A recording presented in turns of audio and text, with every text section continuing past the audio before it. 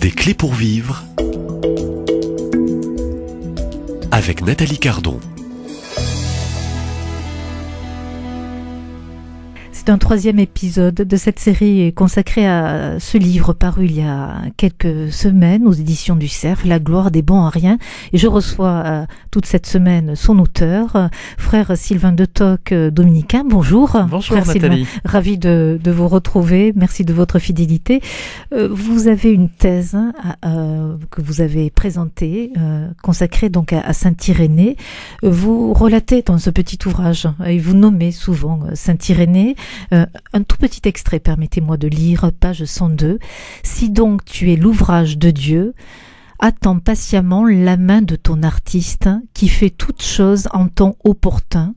Présente-lui un cœur souple et docile et garde la forme que t'a donnée cet artiste, ayant en toi l'eau qui vient de lui et faute de laquelle, en t'endurcissant, tu rejetterais l'empreinte de ses doigts. Par l'art de Dieu va être cachée l'argile qui est en toi. Sa main te revêtira, pure au dedans et au dehors, elle te parera si bien que le roi lui-même sera épris de ta beauté. Offrir à Dieu un cœur boueux, en sommes-nous capables, frère Sylvain de Toc? Oui, à condition peut-être que nous réalisions, et c'est pour ça que j'insère Saint-Irénée dans cette réflexion, que nous réalisions que avant d'être la boue symbolique du péché, c'est la boue minérale, la belle et noble boue, comme dirait Saint-Irénée, ou plutôt la belle et noble argile dont Dieu nous a tirés. Façonné. Genèse 2, 7, Dieu plonge ses mains dans la boue pour façonner Adam. Et Saint-Irénée a une très jolie formule à ce sujet. Il dit que les deux mains du Père, c'est son Fils, sa parole, et son Esprit Saint. Comme si Dieu avait envoyé son Fils et son Esprit sur la terre pour façonner l'homme qui est appelé à ressembler à Dieu et à entrer petit à petit dans l'intimité et l'amitié de Dieu. Eh bien, ce que nous sommes, notre pâte humaine, toute minérale, est aimé de Dieu, a été façonné avec amour par notre Créateur. Et donc je crois que l'un des premiers enjeux de cette méditation dans la gloire des bons à rien, c'est d'apprendre à accueillir ce que nous sommes, accepter d'être ce que nous sommes. Notre pâte humaine, ou si vous voulez employer un vocabulaire un petit peu plus technique pour faire plaisir aux philosophes et aux théologiens, notre nature humaine. Parce que cette nature humaine, elle est belle, elle est aimée de Dieu. On disait hier que nous avons du prix aux yeux de Dieu. Chaque personne, bien sûr, vous, moi, tous nos auditeurs qui nous écoutent, pris un par un. Chacun est connu et aimé de Dieu, mais c'est aussi notre nature humaine qui est aimée de Dieu. Et ça fait du bien de l'entendre ou de le lire. Il est bon. Parce que c'est quand même tellement facile de passer son temps en regardant les informations à dire c'est ça l'être humain, c'est ça la nature humaine, à développer des discours parfois qui frisent l'inquiétant quand on se met à préférer les animaux à la nature humaine. L'être humain dans la Bible, c'est la couronne de la création. Alors au fond, c'est se laisser consoler ou accepter à nouveau peut-être de se laisser façonner, approcher par ses mains de Dieu. Accepter, je dirais d'abord d'être dans la main de Dieu. Cette main qui m'a tiré du néant. Je n'existais pas. Et voilà que Dieu m'a appelé à exister. Accepter cette main de Dieu, c'est accepter de se laisser approcher par Dieu, mais pour se laisser approcher par ce Dieu créateur de cette pâte humaine, de toutes ces créatures, faut-il être prêt aussi à se laisser approcher? Se laisser, oui, approcher, ou tout simplement pour reprendre l'image d'Irénée, parce que c'est très tactile. Dieu plonge les mains dans la glaise, se laisser toucher, tout simplement. Et quand Dieu envoie Jésus, c'est pour toucher l'être humain là où il est malade, et pour que l'être humain soit pas effrayé, parce que vous savez par exemple dans Isaïe, hein, quand le monde céleste touche la bouche du prophète, c'est ardent, hein, ça peut faire peur, hein, mais là c'est Jésus, c'est un frère en humanité. Bien sûr, c'est notre Seigneur et notre Dieu, le Seigneur Jésus, mais c'est aussi notre frère et notre ami en humanité. C'est quelqu'un qui vient nous tendre la main, qui vient poser sa main sur nos blessures, qui vient toucher nos lèpres. Hein? Alors nos lèpres, nos blessures, elles sont nombreuses, frère Sylvain.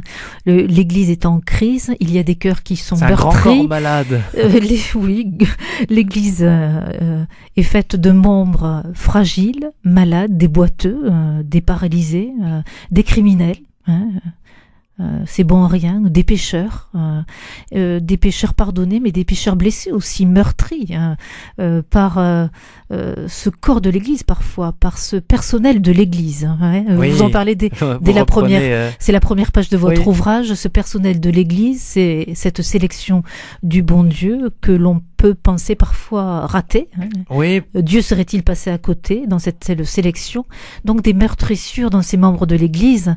Elles sont nombreuses, frère. Elles sont nombreuses. Oui, vous reprenez, Nathalie, l'expression du philosophe Jacques Maritain. Tout à fait. Qui distinguait. Vous en parlez dans votre livre. J'en parle au début, justement, parce que les bons à rien auxquels on pense spontanément aujourd'hui, avec les différentes crises qu'on traverse dans l'Église, c'est le personnel de l'Église, alors au sens strict clérical, hein, c'est-à-dire les membres du clergé, dont je fais partie, comme prêtre, ou alors tout simplement l'Église à travers ses membres, c'est-à-dire tous les baptisés que nous sommes. Hein.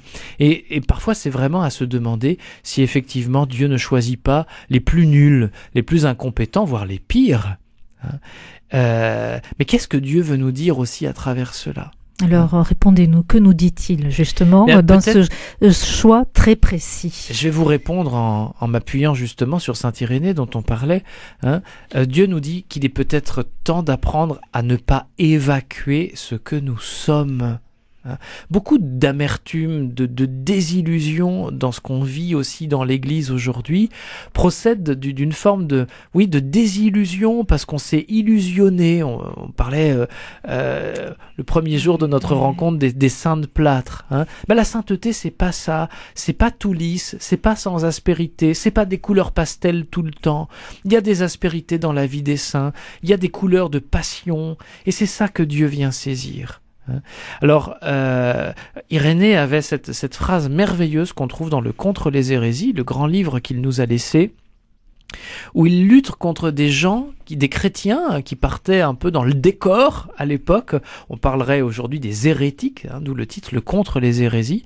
Et notamment, ces chrétiens dissidents, ils voulaient un salut, mais sans la chair, c'est-à-dire sans ce que nous sommes, sans notre patte, notre nature humaine.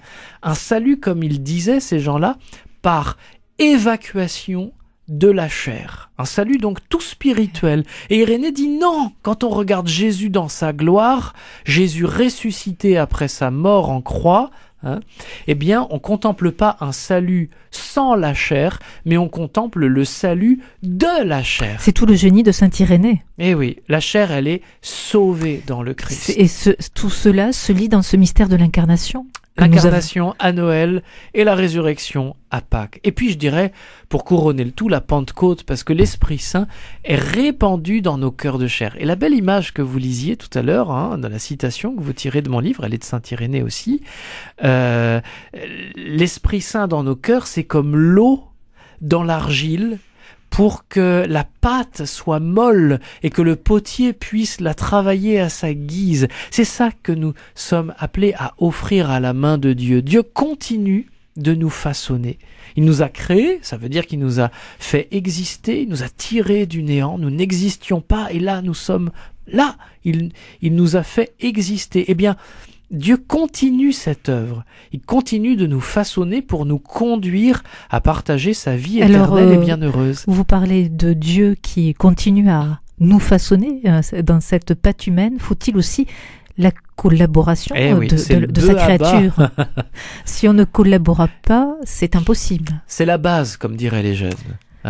Et vous les rencontrez, ces jeunes? Oui, je suis au panier d'étudiants. D'ailleurs, je vais les rejoindre tout à l'heure. Oui, donc on va pas trop tarder, on va continuer, on va poursuivre quand même encore ces quelques entretiens. Je vous propose un 4e épisode. Frère, on ne se lasse pas de vous écouter, mais je rappelle que vous êtes dominicain, que vous êtes prédicateur. J'ai la langue bien pendue. Je n'osais le dire. La gloire des bons à rien, c'est votre dernier ouvrage qui est paru récemment, un livre que je conseille à tous les auditeurs qui vous découvrent, vous écoutent aujourd'hui. À demain, même lieu, même heure. Merci. Merci Nathalie.